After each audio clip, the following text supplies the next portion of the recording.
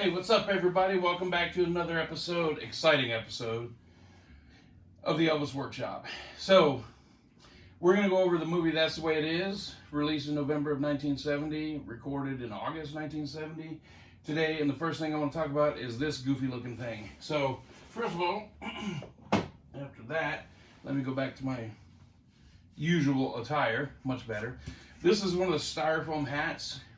This one could be from 1970 or 71. I'm not quite sure. They have reproduced these. This is an original one. If you're hunting for one of these for your collection, obviously try to get the original. But they're very hard to come by. They're very fragile. Not a lot of them have survived and popped up. But here, there's an international logo on the back of it. And you've seen this in the movie Elvis, That's the Way It Is, and lots of still photos of the fans wearing these. And they're goofy looking, but they're pretty cool. If you collect Elvis memorabilia, this is one that's pretty cool to get. I was gifted that by a longtime friend of mine, and I appreciate that from her. And there's a story behind it, but not for this video today. Anyway, so what I want to do is talk about the main purpose of the video to talk about is the 50th anniversary box set that just recently came out. But I always like to give context. I don't just like to throw a video out unless I'm just doing an opening of a new product that I got. I don't just like to throw something out. I like to show a little context around it. So, excuse me, the movie Elvis, That's the Way It Is, the theatrical release, is one of the most heavily bootlegged releases in Elvis's career because there's just so much material available. There have been all kinds of laser discs and DVDs and Blu-rays and VHS tapes and CDs and CD box sets and all that. Now, I don't have all that stuff. I have a pretty good collection of it, but you know, there's a thing called the Complete Works. I don't have that. It just never made it to my hands. But so I want to go over kind of some of the stuff that came out, and then we'll close with that new box set. So there's some DVDs that came out a few years ago, several years ago actually. These are two of the DVDs. This is the original, That's the Way It Is, and this is the 2000 edit by Dennis Sanders. Mine are signed by the whole band, James, Ronnie, Glenn, and Jerry, of course. Okay, so those are pretty cool, and those were super exciting when they came out because it was nice to move away from the VHS format and go to the DVD format. And then after that, there were other releases, but this came out. This is the DVD Blu-ray box, and this is kind of frustrating for me personally because it comes with a nice little booklet and the presentation of the two discs. But what's frustrating to me about this release is that they have the Blu-ray of the newly edited movie, but they don't release the original theatrical release in Blu-ray. They put it out on DVD, and it's extremely inferior picture and sound quality. You know, when I put the new disc in, the sound is absolutely fantastic. It's clean, it's crisp, it's new, it's fresh. The picture looks fantastic, and then you slap in the DVD, and it's just muffled, and the black in the background during the concert is full of spots and noise on the screen, and just all kinds of unnecessary stuff. And it just seems like they could have just re-edited this one, the original film, into Blu-ray also. I don't know what the problem was. I don't know the particulars of why they didn't do it. It's a little frustrating to me personally. Maybe one day we'll get a nice ultimate box with it done. So let's talk about this one. So this is a 3 CD set for those of you that don't have it. It's a 3 CD set. That's the way it is. This one was super exciting when it came out. So I prefer to put the profile picture as the front shot there. There's a rehearsal shot and a concert shot, but I like the profile shot sticking out on mine. And Stranger in the Crowd Live was on here, which is really cool. And there's one other one that had not previously been known to have been recorded live, or it certainly hadn't been released live on a box set. So this was a really exciting box set when it came out, and this one is still pretty cool. I really like it. I like the artwork. I like what they did with it. I haven't played it in a long time because we have so much other material from this movie, but it's certainly an essential release. It's a good, really good one to have. FTD a few years ago put out the That's the Way It Is official re-release, and I believe this is a 2-disc set. Yes, it is, with the standard little booklet and extras and rehearsals and re-edited and remastered and everything. So this is pretty cool. It's another essential release if you're an Elvis fan, especially of the 1970 Elvis. So there are countless bootlegs of the material from That's the Way It Is, including concerts that were not recorded for the movie but were performed around that time that all fit into that era. So this is Good Times Never Seemed So Good. That's an old classic. Very nice. Old Snake Hips Is in Town. That's a bootleg recording. And then, of course, Rehearsals.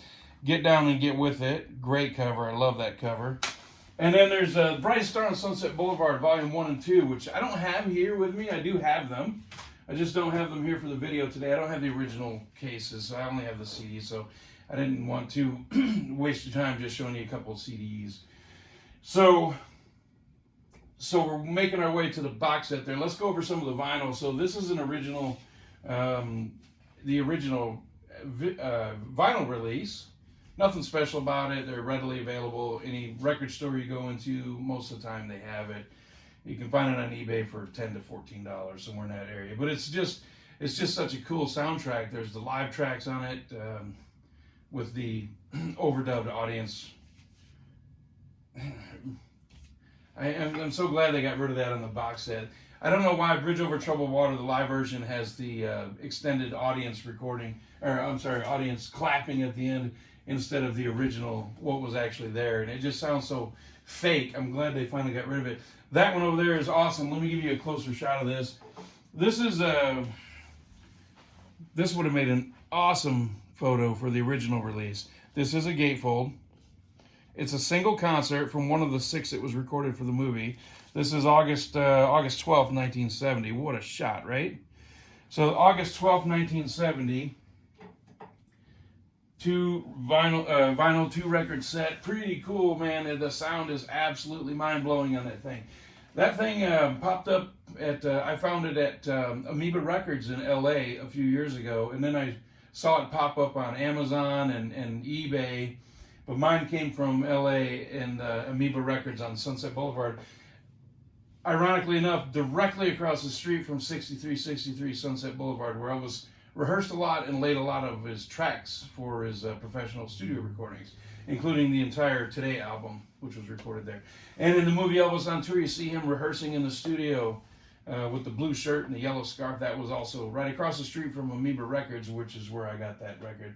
So now I have a couple of things here that are pretty cool. They're just hard to find, so I think they're pretty cool because of that, and so I pick them up whenever I run into them.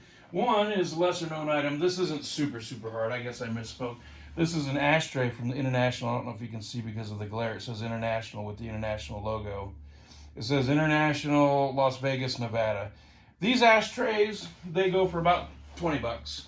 They're not super rare, but they're kind of cool to have because they were in the hotel at the time. You know, to each his own.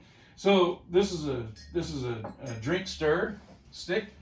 Has the International logo on it, and I find those every once in a while in antique stores. So I live in Las Vegas, so I find a lot of Las Vegas history stuff in the antique stores around town. I go into them all the time, and I'm always looking for pieces. So the next one I'm going to go over is actually super cool. So these little cups right here, there was a restaurant in the International. This wasn't all over the hotel. It's just one restaurant. If you would go in and order a beer, this would be your beer mug. It says International on it. These are valued at about $40 a piece, and I have over the years run into 8 of them, and I've bought all of them. So I have them over there on the shelf.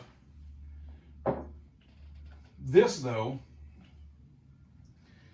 is the rare one. So there was a menu from this restaurant, and a friend of mine has the menu, and where the food items are on the menu, there's a sketch. It's not a photo, it's a sketch in the background of this. This is a beer stein from the International. And if you ordered a pitcher of beer, you would get this, and you'd get a few glasses. And these are very brittle. They're very breakable. So I don't know how many actually still exist. I've seen this in person one time, and this is it. I bought it.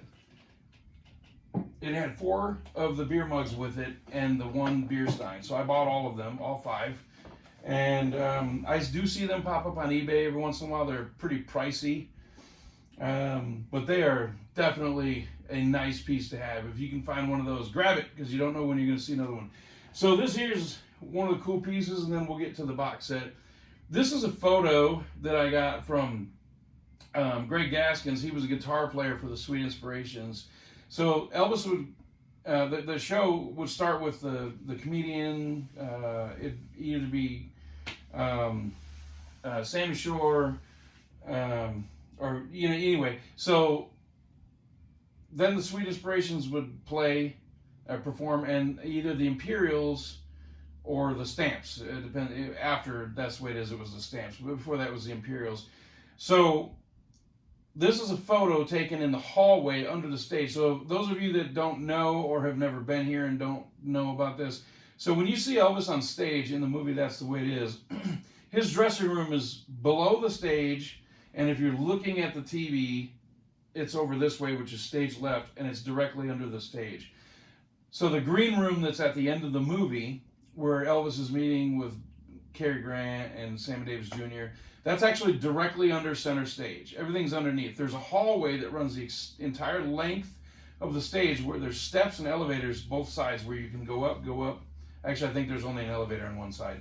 But there's stairs and an elevator on both sides of the stage, so you can access it from both sides. There's actually a trap door also. There's a staircase underneath the middle of the stage with a trap door where you could come up and go back down.